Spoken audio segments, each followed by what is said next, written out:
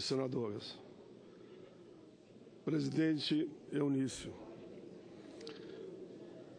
eu confesso que durante esses 2 meses fiz todos os debates que eu entendia necessário, falei muito do negociado sobre o legislado, porque entendo que a força da negociação está na mão de quem tem a caneta e não de quem depende do emprego.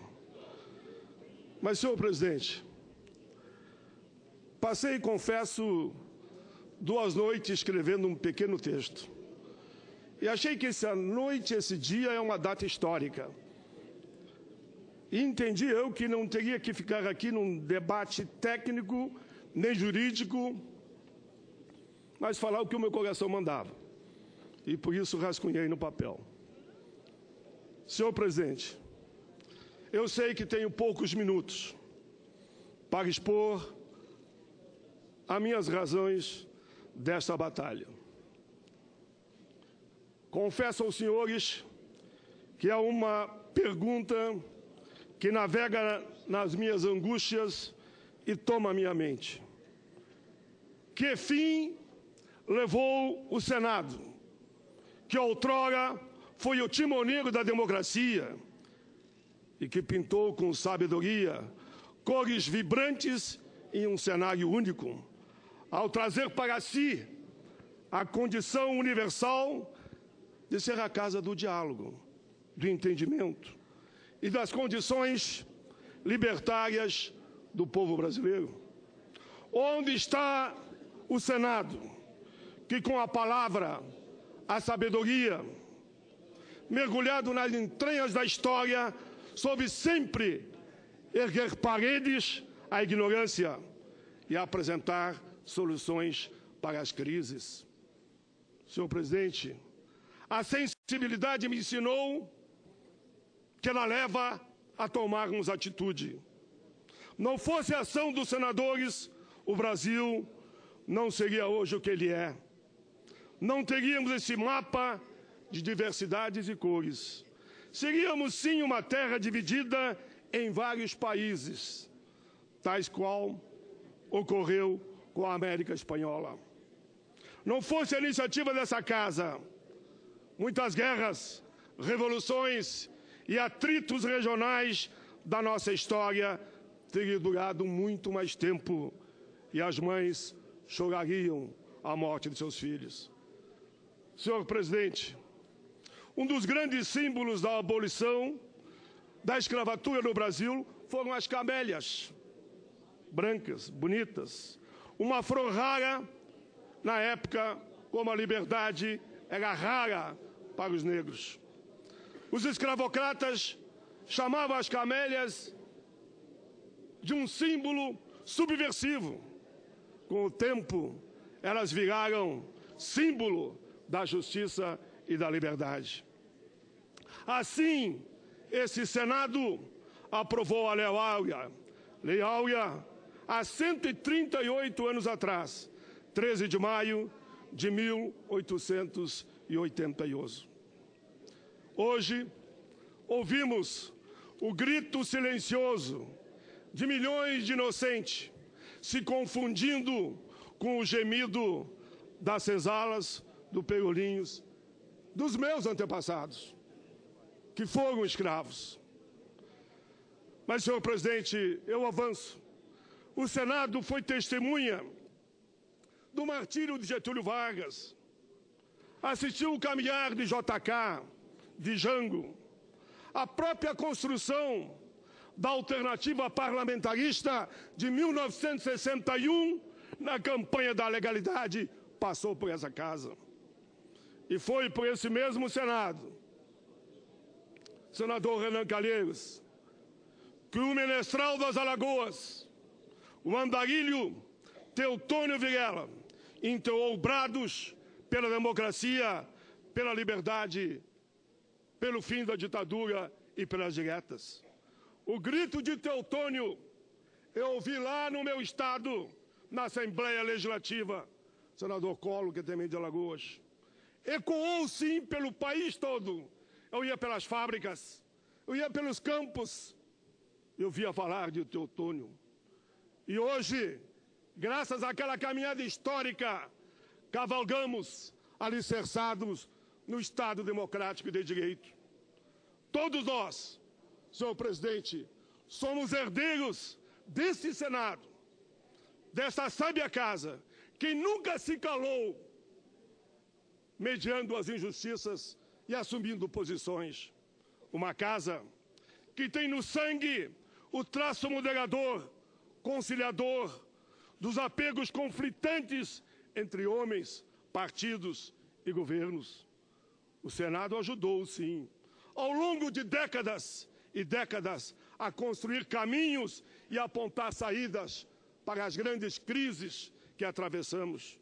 Foi com sabedoria que essa casa apontou caminhos e aprovamos, e eu estava lá com muitos dos senhores, a Constituição Cidadã liderada por Ulisses Guimarães. O Senado não é conivente com traumas, com rupturas. Pelo contrário, tem compromisso com as urnas, com a democracia e com o nosso país. A história mostra isso. O Senado sempre foi a casa do equilíbrio. Vocês sabem que nesse momento o nosso país está sangrando. Denúncias e mais denúncias surgem todos os dias. As reformas que são apontadas como a salvação afetam a vida da nossa gente, ferem com garras afiadíssimas o sonho de milhões e milhões de brasileiros. A reforma previdenciária está na Câmara e aqui no plenário estamos batendo e debatendo a reforma trabalhista. Confesso, talvez, essa é a parte, senhor presidente, que alguém me disse, não faça isso, não diga isso. Mas é assim que eu estou me sentindo. É muito mais comigo do que com os senhores. Ao acordar hoje, pode crer que algumas lágrimas caíram do meu rosto. Não cairão aqui, não cairão aqui. Fui para o meu guarda-roupa, um simples guarda-roupa.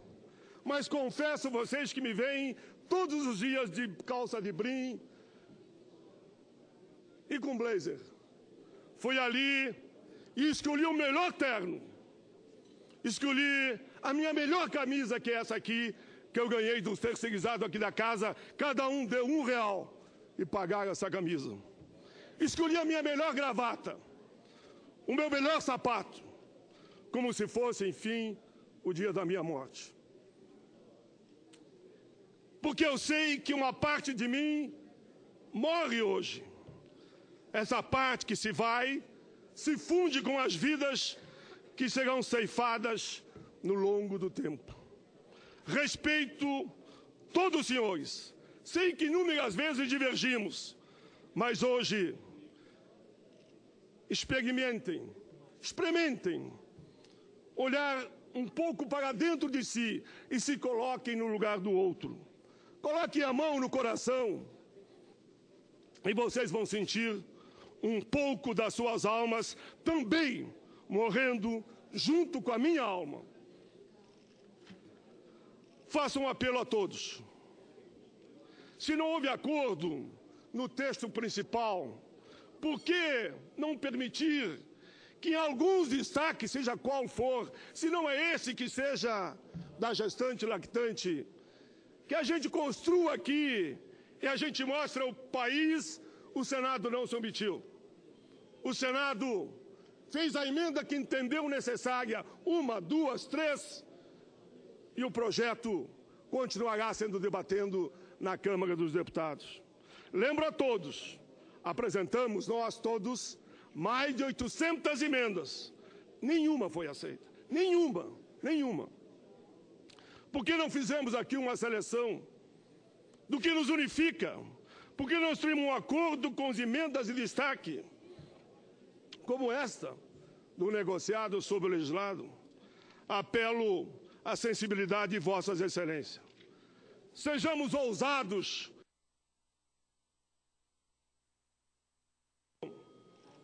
sei, e todos vocês sabem, que esse momento será marcado para sempre a ferro e fogo nas nossas histórias. Jamais será esquecido. Cabe a nós, e tão somente a nós, essa decisão. O Brasil está sangrando, nós sabemos disso, todos sabem. Não podemos ser omissos. Somos, com orgulho, senadores da República do nosso querido país, o nosso Brasil. Não podemos ser Judas e nem Pôncio Pilatos, lavando as mãos e dizendo o que a Câmara decidiu, com 200 alegações, está decidido, e o presidente que tiver de plantão que decida, porque nós vamos nos omitir. Esse é o apelo pelo carinho que eu tenho ao Senado. Que o Senado volte a ser sujeito. Para concluir, senador. Para concluir, não senador. Pode se apequenar. Eu estou na últimas frases, senhor presidente. Sem problema. O Senado tem que estar à altura desse gigante chamado Brasil. Termino com uma frase de um revolucionário do meu Rio Grande, que disse: queremos leis que governem homens, não homens que governem as leis. Ele disse isso, e eu termino dizendo que podem crer todos os senhores, aqui empresários, médicos, doutores, operários, estudantes que estão aqui nos assistindo de uma forma ou de outra, de que eu tenho convicção que pátria somos todos. Viva a liberdade, viva a justiça, viva os trabalhadores do campo e responsabilidade social. Obrigado a todos os senhores.